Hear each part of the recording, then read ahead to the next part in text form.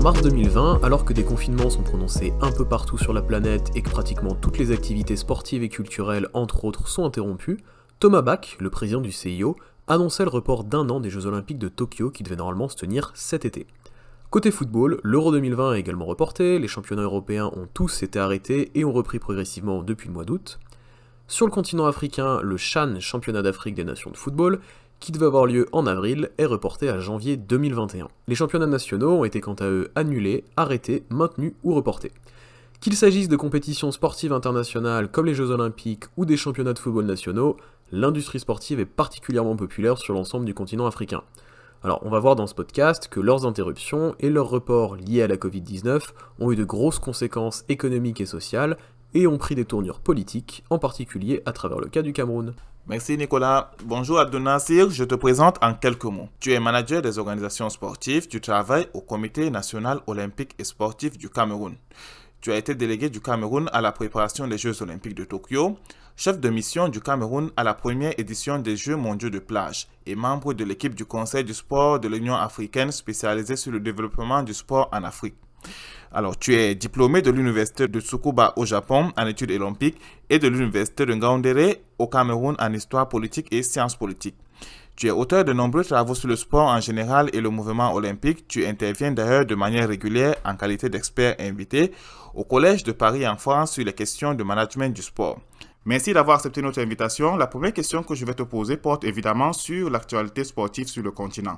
Quelles ont été les principales manifestations sportives impactées par la COVID-19? Bonjour, merci pour la question. J'avoue que c'est un privilège pour moi de pouvoir participer à un tel échange.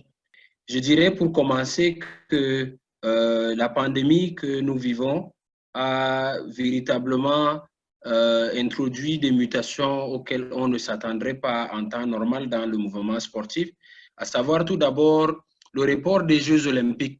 C'est quelque chose d'assez inédit du moment où cela n'est jamais arrivé dans l'histoire des Jeux olympiques. Les quelques fois où cette compétition n'a pas pu se tenir, c'était à cause de la guerre mondiale. Mais cette fois-ci, cela a dû impacter au report des Jeux olympiques. Donc ça, c'est un fait assez inédit pour les Jeux olympiques de Tokyo 2020 qui auront lieu plus tôt en 2021.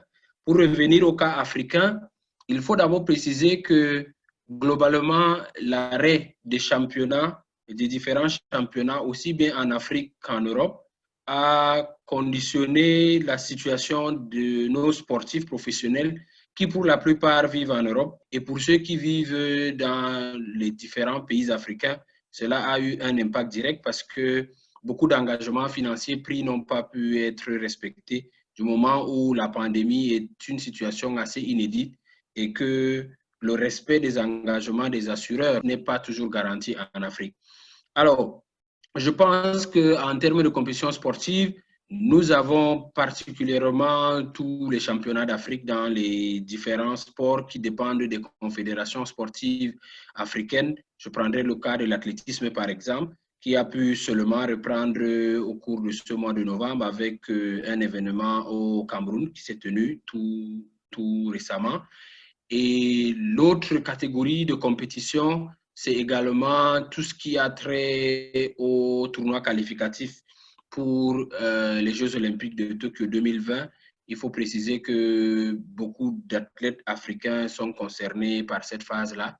Et puis enfin, et je voudrais terminer par cet élément majeur, il était prévu le CHAN au Cameroun en 2020, mais ce CHAN-là a été reporté à cause de cette pandémie-là. Et il y a également donc un changement du calendrier sportif africain qui induit que le CHAN 2020 se tienne plutôt en 2021, la CAN 2021 se tienne plutôt en 2022, pour ne parler que du football qui est un sport suffisamment célèbre sur le continent africain et pour lequel les attentions sont plutôt particulièrement prononcées. Pour ainsi schématiser, nous dirons qu'il y a d'abord eu un impact du point de vue de la vie des sportifs parce qu'il y a eu l'arrêt des compétitions.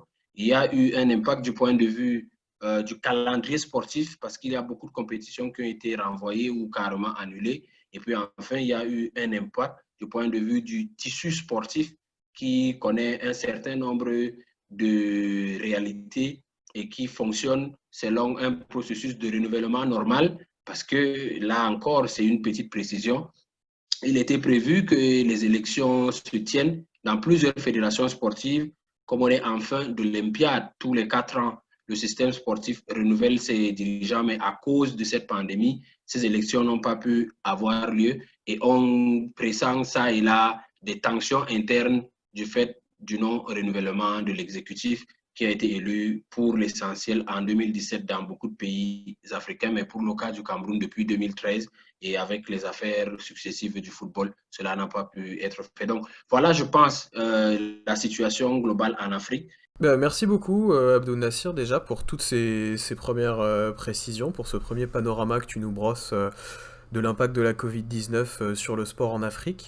Alors justement, tu nous as parlé donc de tensions politiques qui pouvaient être générées par le report de certaines élections au sein des administrations sportives. Tu nous as parlé aussi des difficultés d'adaptation des sportifs au nouveau contexte et des problématiques de report des manifestations sportives. Moi, ça me fait penser tout de suite au point de vue économique, justement ces problématiques liées aux assurances, au manque à gagner de l'annulation ou du report des manifestations. Est-ce que ça aussi, ça a eu un impact important? On a parlé des qualifications en athlétisme, du report des compétitions de football, de la CHAN et de la CAN. On sait qu'en Europe, que ce soit pour la Ligue 1, etc., en football, il y a eu quand même un manque à gagner de la part des sponsors, des chaînes de télévision qui retransmettent les matchs. Est-ce qu'on a eu un petit peu la même chose sur le continent africain?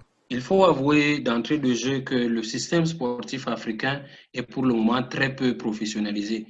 Là où le professionnalisme est avancé comme un argument politique, les réalités ne le sont pas très souvent. Je le dis simplement du fait que dans beaucoup de ces championnats africains, il n'y a pas de souscription d'assurance. Et quand cela existe, les engagements, les procédures, ça prend beaucoup de temps.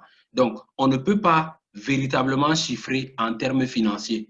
Et pourquoi? Parce que l'industrie du sport, s'il faut voir le sport comme un système de production, l'industrie du sport en Afrique est encore vraiment préliminaire. Préliminaire du moment où la majorité, sinon l'essentiel du consommable sportif est importé et principalement cela vient de la Chine.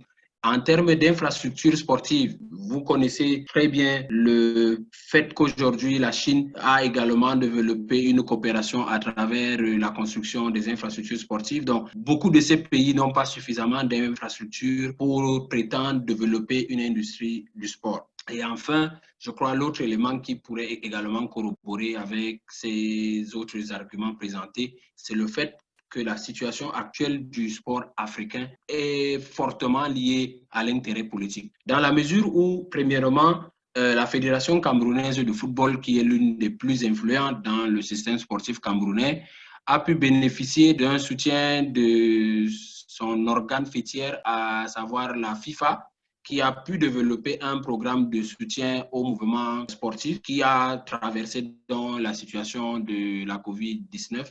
Et grâce à ce soutien, nous avons assisté à une distribution de denrées de première nécessité et à une enveloppe budgétaire pour permettre ceux-là qui ont été touchés de pouvoir trouver des solutions, même si elles ne sont pas définitives.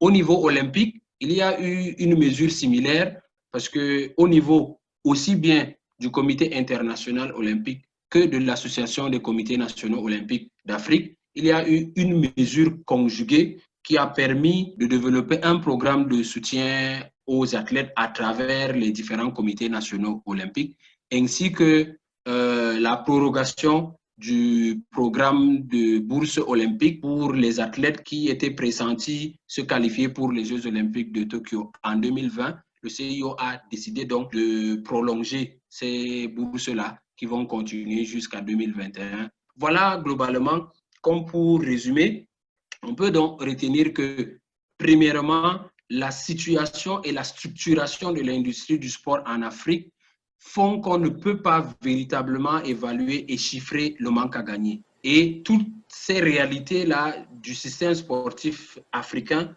font qu'il y a eu un intérêt plutôt politique prononcé. Par endroits, on a vu des mesures politiques dans cette mouvance de solidarité globale.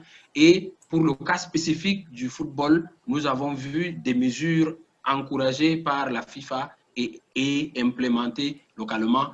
Alors, merci Abdou Nassir. Est-ce que tu pourrais juste revenir un tout petit peu sur les mesures de sortie de crise et de reprise des activités qui ont été mises en place? Effectivement, pour la reprise des activités, globalement, beaucoup de pays ont observé comment l'Europe s'y est prise d'abord avant de pouvoir trouver une formule qui soit opérationnelle au niveau local.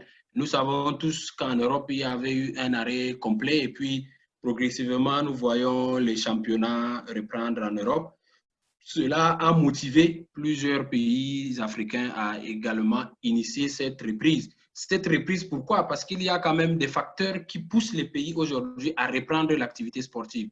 Au-delà du fait que les athlètes vivent de la compétition sportive, il y a également le fait que le comité d'organisation des Jeux Olympiques Tokyo 2020 ainsi que la Confédération africaine de football ont déjà arrêté les calendriers des tournois qui vont reprendre à partir de 2021. Il est donc question pour tous les pays concernés de mettre ou de remettre déjà leurs différents athlètes en jambes pour être prêts le moment soit des phases de qualification comme pour la CAN 2022 qui ont déjà recommencé ou pour les Jeux olympiques. Donc, pour cette raison-là, il y a donc eu des études et je parlerai une fois de plus du cas camerounais. Au Cameroun, le Comité national olympique et sportif du Cameroun a organisé une session de son conseil d'administration pour donc discuter avec toutes les parties prenantes du mouvement sportif sur les mesures de reprise des activités sportives.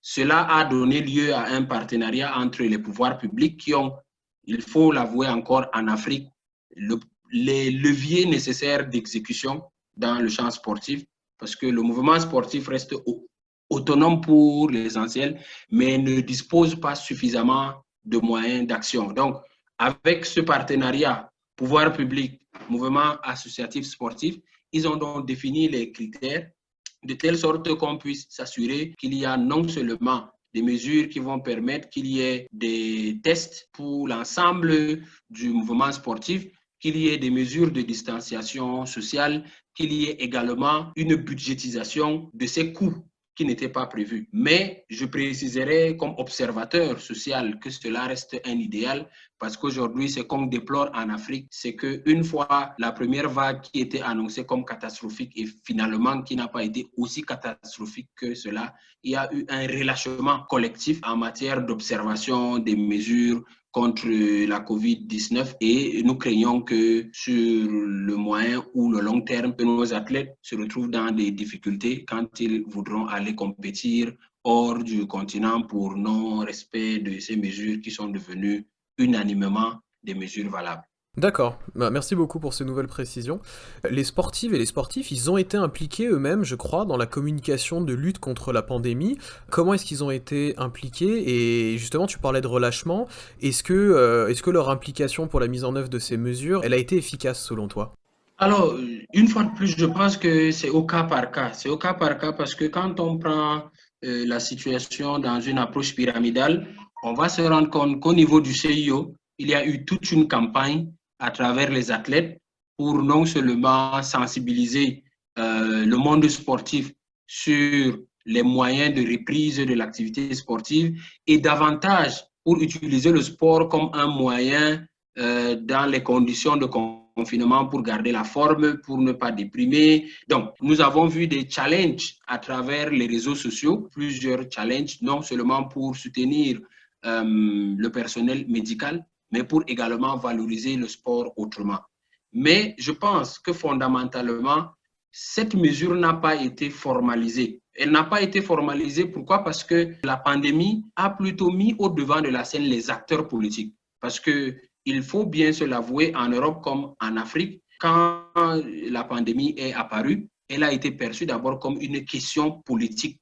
Et cela a donc mis plutôt au devant de la scène les acteurs politiques qui n'ont pas su rapidement capitaliser les autres leaders de la société, notamment les icônes sportives qui auraient pu faire des campagnes beaucoup plus simples dans la langue locale. Je prendrai le cas d'un Samuel Eto'o ou d'un Roger Mila pour le cas du Cameroun ou d'un Didier Drogba en Côte d'Ivoire qui auraient mené de telles campagnes que le message serait passé beaucoup plus rapidement. Mais ce n'est pas pour s'en défendre que je le dirais. Je pense que la situation était si inédite que les mesures ont été développées au fur et à mesure et il n'y a pas eu d'harmonisation parce que c'est au fur et à mesure qu'on découvrait ce qu'il y avait comme enjeu derrière. Donc, en un mot, l'Afrique n'a pas, à mon sens, véritablement mené une campagne de sensibilisation en utilisant les icônes sportives. Voilà pourquoi on n'a pas ressenti cela en termes de communication formelle.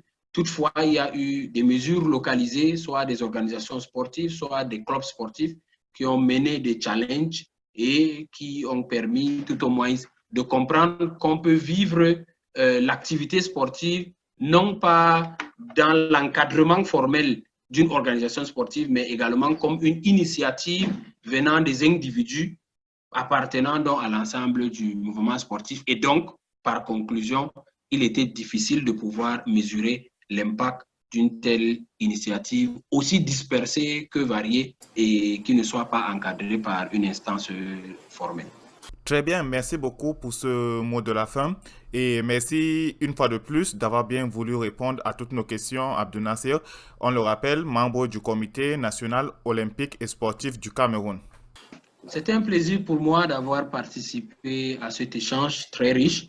Et pour terminer, je voudrais simplement dire que et ce n'est pas une campagne, rassurez-vous, aujourd'hui, le mouvement olympique a pour véritable thème que les Jeux olympiques de Tokyo 2020 qui auront lieu en 2021 sonnent aujourd'hui comme une lumière pour l'humanité, comme pour montrer que nous aurons survécu à cette pandémie inédite et que le sport reste l'un des moyens les plus sûrs pour unir l'humanité et pour promouvoir les valeurs qui nous sont universellement communes. Je vous remercie et j'espère évidemment à la prochaine. Merci d'avoir écouté ce deuxième podcast du GIRSA, groupe interuniversitaire d'études et de recherche sur les sociétés africaines, spécial Covid-19. Retrouvez les podcasts et articles de notre groupe de recherche sur le site africovid-19.ucam.ca. Vous pouvez aussi suivre nos relais de l'actualité quotidienne liée à la Covid-19 en Afrique en likant la page Facebook du GIRSA. À bientôt!